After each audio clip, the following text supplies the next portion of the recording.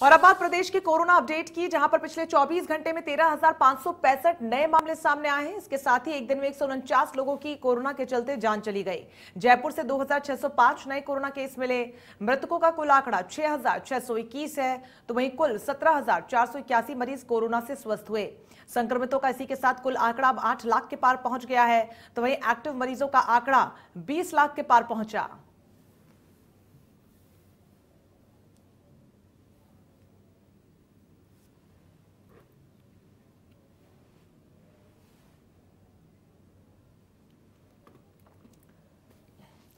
तो इस पूरी खबर पर ज्यादा जानकारी के लिए सहयोगी बसंत पांडे राजधानी जयपुर से सीधा हमारे साथ जुड़ गए। बसंत, क्या कुछ स्थिति फिलहाल देखने को मिल रही है? हालांकि राहत की बात यह है कि कोरोना का जो ग्राफ है वो धीरे धीरे नीचे गिर रहा है, खासतौर पर राजधानी जयपुर जो हॉटस्पॉट बनी हुई थी, अब वहां पर संक्रमितों के आंकड़े में कमी देखने को मिल रही है।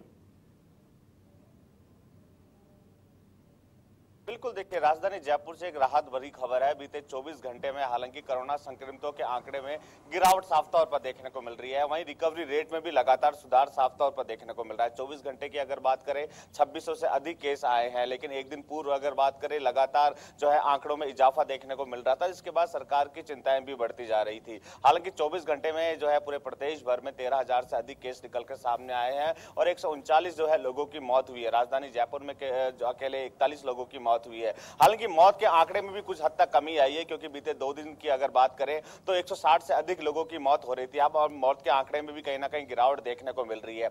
चिकित्सा व्यवस्था दुरुस्त करने को लेकर लगातार चिकित्सा मंत्री और मुख्यमंत्री की ओर से अधिकारियों के साथ बैठक रखी जा रही है। कल भी हालांकि चिकित्सा मंत्री की ओर से वर्चुअल बैठक रखी गई थी। इसमें जिला प्रशासन, जिला कलेक्टर और सीएमएचओ और चिकित्सा विभाग के अधिकारी मौजूद रहे थे और संसाधनों को दुरुस्त करने के दिशा निर्देश दिए गए थे। इसके साथ साथ ही घर घर जाकर जो है सर्वे करने और टेस्टिंग करने के लिए भी जो है दिशा निर्देश यहां दिए गए थे, क्योंकि जिस तरह आंकड़े बढ़े थे सरकार की चिंताएं भी बढ़ती जा रही थी और लॉकडाउन भी लगा दिया गया था। ऐसे में लॉकडाउन के दौरान किसी तरह की परेशानी ना हो, अस्पतालों में जो है मरीजों को उचित इलाज मिल सके, इसको लेकर भी लगातार प्रयास किए जा रहे थे। हालांकि विपक्ष लगातार जो है सत्ता पक्ष पर हमला बोलने में लगा था। खुद नेता प्रतिपक्ष गुलाब चंद कटारिया ने भी जो है सत्ता पक्ष को घेरने की कोशिश की थी, लेकिन कल जिस तरह चिकित्सा मंत्री डॉक्टर रघु शर्मा ने कहा कि हमने 52 करोड़ रुपए अभी तक वैक्सीन के लिए दे दिए हैं, लेकिन अभी तक भी वैक्सीन की सप्लाई नहीं हो रही है, क्योंकि वैक्सीन की सप्लाई ना होने के चलते जो है जो 1 मई से जिस तरह के हालात बने हुए थे, ये जो 18 प्लस के लोग थे वो कहीं ना कहीं परेशान होते हुए नजर आ रहे थे। लेकिन सबसे बड़ी बात यह है कि बीते 7 दिन में जो है राजस्थान पहले नंबर पर रहा है 18 प्लस को वैक्सीन लगाने के मामले में, और लगातार पूरी कोशिश है राजस्थान सरकार की ये की जा रही है कि हर मरीज को वैक्सीन लग सके और जो आंकड़ा लेके चल रही है सरकार उस आंकड़े पर खरी उतरे। क्योंकि सरकार की ओर से कहा गया था कि अगर दोनों डोज 18 प्लस को लगती है तो 7 करोड़ डोज की जो है जरूरत जो है राजस्थान में पड़ेगी। इसको लेकर जो है केंद्र सरकार से भी वार्ता की गई थी। हालांकि शुरुआत में वैक्सीन जो है प्रॉपर तरीके से आ रही थी, लेकिन बीच में जिस तरह के हालात बने हुए थे, अधिकतर स्वास्थ्य केंद्रों में ताले लगे हुए थे और वैक्सीन नहीं मिल रही थी। अब चूंकि राजस्थान सरकार की ओर से बाहरी देश से भी संपर्क किया जा रहा है, 62 जो कंपनियां हैं उनसे संपर्क साधने की कोशिश की जा रही है और निश्चित तौर पर जिस तरह के हालात बने हुए थे उस पर कहीं ना कहीं राजस्थान सरकार सफल हो पाएगी। मुख्यमंत्री और चिकित्सा मंत्री साफ तौर पर कहते हुए नजर आ रहे हैं कि अगर वैक्सीन की जरूरत बाहर देशों से पड़ी तो उसके लिए भी जो है राजस्थान सरकार जो है संपर्क करने में लगी हुई है और निश्चित तौर पर आने वाले समय में जो है बाहरी देशों से भी राजस्थान को वैक्सीन मिल पाएगी। एक तरफ कोरोना का आंकड़ा बढ़ रहा है तो दूसरी ओर अर्थव्यवस्था को पटरी पर लाने को लेकर भी राजस्थान सरकार प्रयास करने में लगी है। क्योंकि जब पिछले साल जब पहला केस जो है मार्च में निकल के आया था, उस वक्त राजस्थान की सरकार की ओर से लॉकडाउन लगा दिया गया था और अर्थव्यवस्था पूरी तरह से चौपट हो गई थी। लेकिन अब मुख्यमंत्री भी चाहते हैं कि कहीं ना कहीं अर्थव्यवस्था को पटरी पर लाया जाए, तो कुछ विभागों में राहत भी दी गई है और कहीं ना कहीं लोगों से अपील भी की जा रही है कि अनायास घर से बाहर ना निकले, क्योंकि लोग अनायास घर से बाहर निकल रहे थे, जिसके चलते जो है लगातार आंकड़ों में इजाफा देखने को मिल रहा था। और मुख्यमंत्री भी अपील करने में लगे थे, जनप्रतिनिधि और मंत्री भी लगातार अपील करने में लगे थे, पुलिस के प्रशासनिक अधिकारी भी अपील करने में लगे थे। लेकिन अब लॉकडाउन लगने के बाद भी जो लोग अनायास घर से बाहर निकल रहे हैं उनके खिलाफ भी पुलिस प्रशासन की ओर से सख्ती दिखाई जा रही है।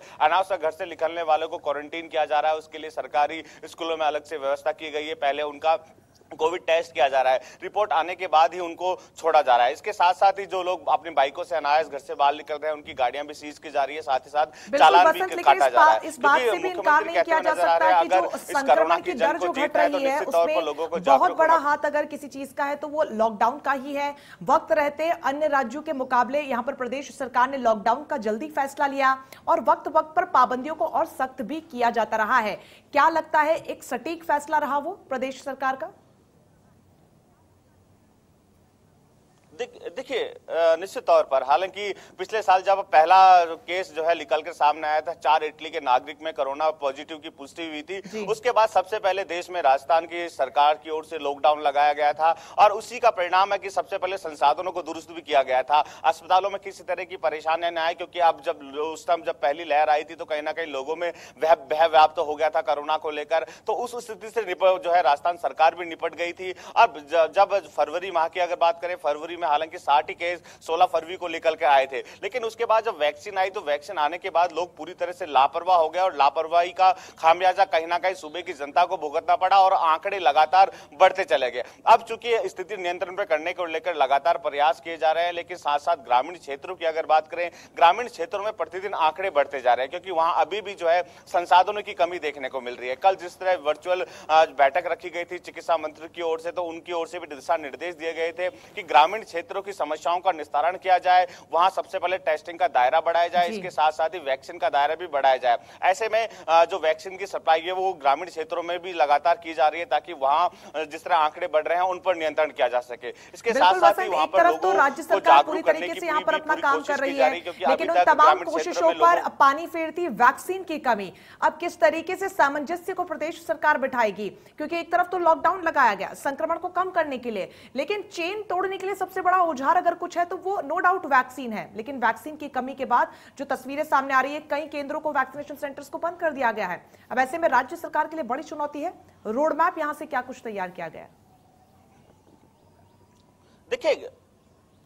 देखिए, केंद्र सरकार की ओर से हालांकि 1 मई को 18 प्लस के लोगों को वैक्सीन लगाने के निर्देश दे दिए गए थे, लेकिन कई राज्यों में हालांकि 18 प्लस की शुरुआत नहीं हुई थी, लेकिन राजस्थान सरकार की ओर से 1 मई से ही हालांकि इसकी शुरुआत कर दी गई थी और इसके लिए जो है 15 स्वास्थ्य केंद्र चिन्हित किए गए थे, जहां पर जो है 18 प्लस को वैक्सीन लगनी थी। इसको लेकर जो है रजिस्ट्रेशन कराने को लेकर भी स्वास्थ्य विभाग की ओर से दिशा निर्देश दिए गए थे। अगर जो व्यक्ति वैक्सीन के लिए रजिस्ट्रेशन कराएगा उसको वैक्सीन मिल पाएगी, क्योंकि अगर रजिस्ट्रेशन नहीं होता है तो भारी तादाद में जो 18 प्लस के लोग हैं वह स्वास्थ्य केंद्र में मौजूद हो जाएंगे और संक्रमण बढ़ेगा। तो ऐसे में कहीं ना कहीं जिन्होंने रजिस्ट्रेशन कराया था वो स्वास्थ्य केंद्र पहुंच रहे थे, लेकिन वैक्सीन ना मिलने के कारण कहीं ना कहीं हताश होते हुए नजर आ रहे थे, एक के बाद एक दूसरे स्वास्थ्य केंद्रों में जा रहे थे और कहीं ना कहीं हालात भी बिगड़ते हुए नजर आए थे, क्योंकि वैक्सीन की सप्लाई अभी भी प्रॉपर तरीके से नहीं हो रही। इसको लेकर मुख्यमंत्री और चिकित्सा मंत्री और तमाम जनप्रतिनिधि है वो लगातार केंद्र सरकार से मांग करने में लगे हैं कि अभी अगर राजस्थान में प्रॉपर तरीके से वैक्सीन की सप्लाई होगी, ऑक्सीजन की सप्लाई होगी, तो निश्चित तौर पर जल्द ही राजस्थान से कोरोना का खात्मा होगा। और खुद चिकित्सा मंत्री ने भी कहा बहुत ज्यादा जरूरी है कि यहाँ पर वक्त रहते तमाम एहतियातन कदम उठाए जाए। हालांकि संक्रमण की दर जरूर घटी है, लेकिन अभी इसे पूरी तरीके से खत्म नहीं किया जा सका है। ऐसे में लोगों के सहयोग की भी सबसे ज्यादा जरूरत। बहुत शुक्रिया आपका तमाम जानकारी के लिए बसंत पांडे।